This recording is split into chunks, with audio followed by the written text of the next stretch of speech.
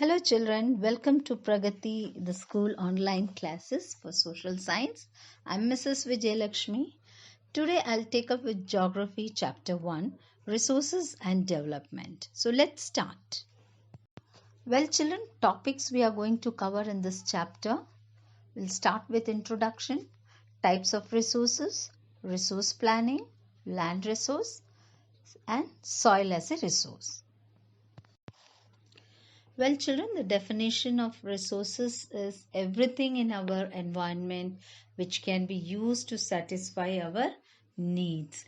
And these resources can be used under certain conditions such as technologically accessible, culturally acceptable, economically feasible. So, technologically accessible means we have to use the resources in a very technical way without bringing any damage to the resources. Now, culturally acceptable, when we are using certain resources, we have to see that it is not bringing any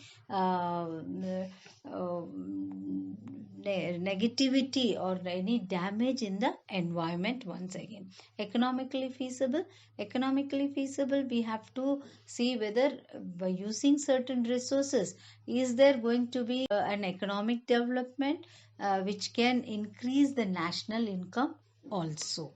Now, development. Human beings interact with the nature through technology and create institutions to accelerate economic development. So, development is made so that we can accelerate the economic development, children. Well, let's talk about the types of resources.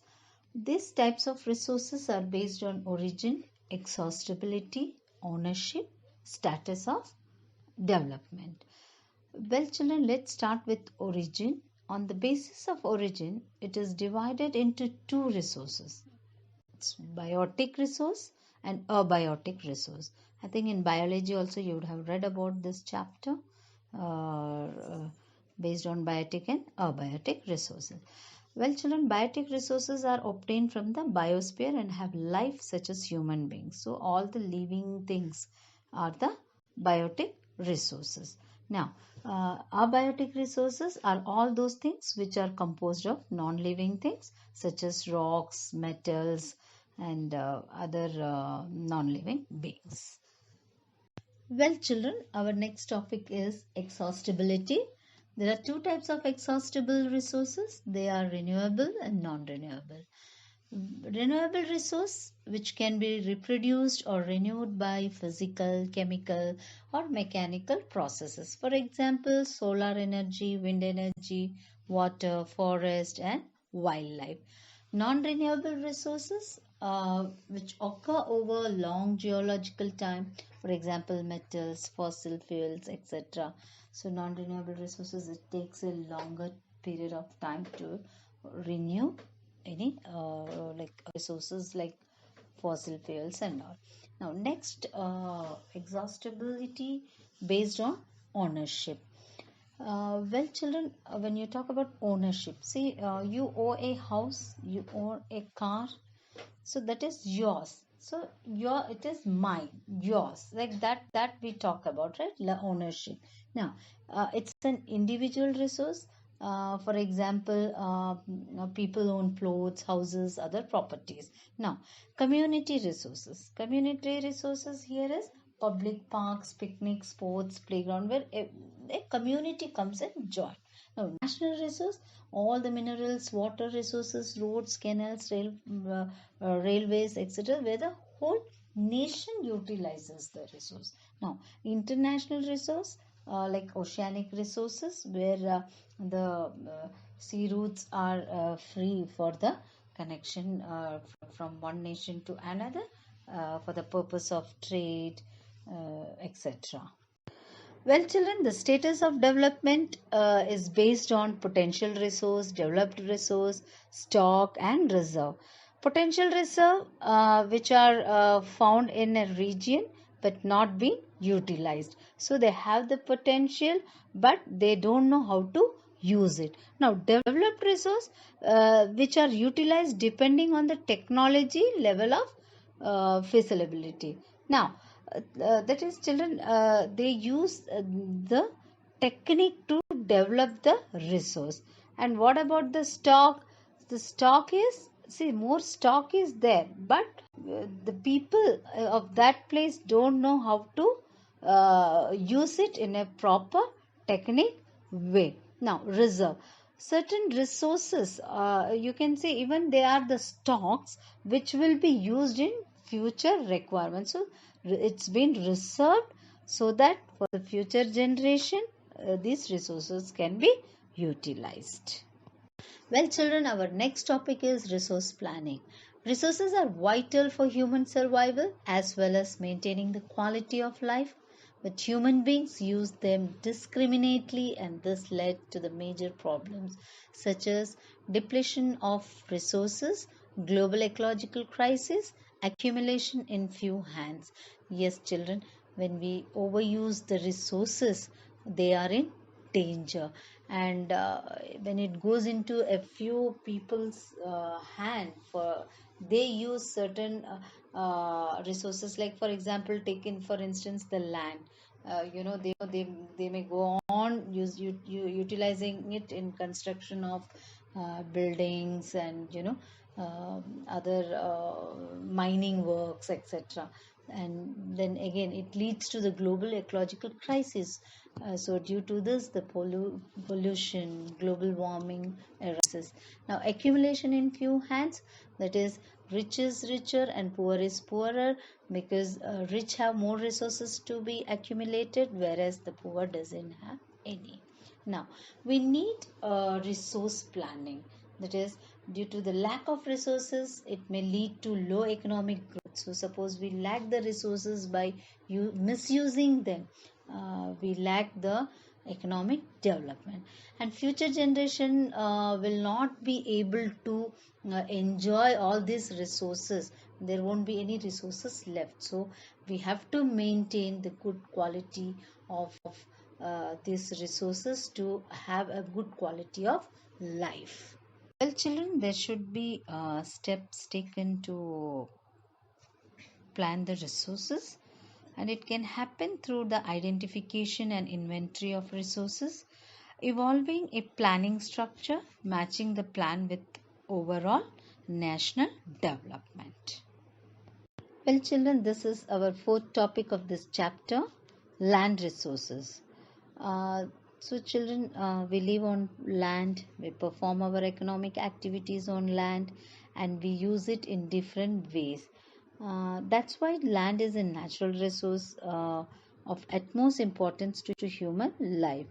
Man uses the land to fulfill his greed economically, and due to this, the land degradation occurs. There is a solution, children, to stop the land degradation.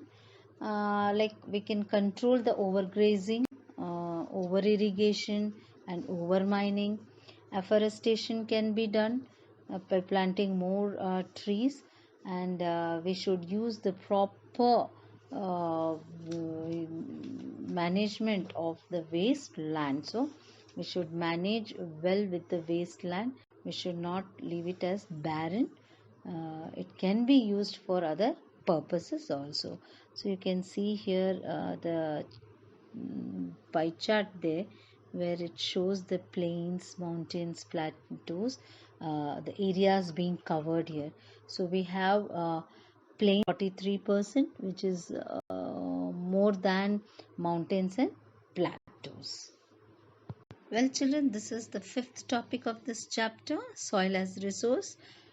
Soil is the most important renewable natural resource. It is the medium of plant growth and supports different types of living organisms on the earth. And children, there are near about 6 types of soil, and they are alluvial soil, black soil, red and yellow soil, laterite soil, arid soil, and forest soil. So let's read about them in detail. Well, children, here is a diagram of soil profile. You have on the top soil, which is the fertile soil, and you have the subsoil. Then again comes the parent rock and the bedrock. Actually, it starts from the bedrock, then comes the parent rock, then the subsoil and the topsoil. And next to the soil profile, we can see the major soil types in India. The map you can see the regions covered with the different types of soils. So you can utilize this map for your artwork also, children. So you can have a thorough study of these types of soils on this map. Well, children, let's study all the types of soil in detail. First one is here, the alluvial soil. It is widespread. It consists of old and new alluvial soil. Old alluvial soil is Bangar soil, which consists of conker noodles.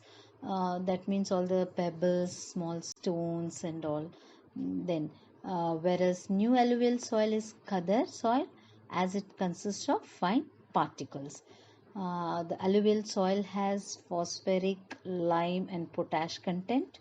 Crops grown are sugarcane, paddy, wheat and other cereals.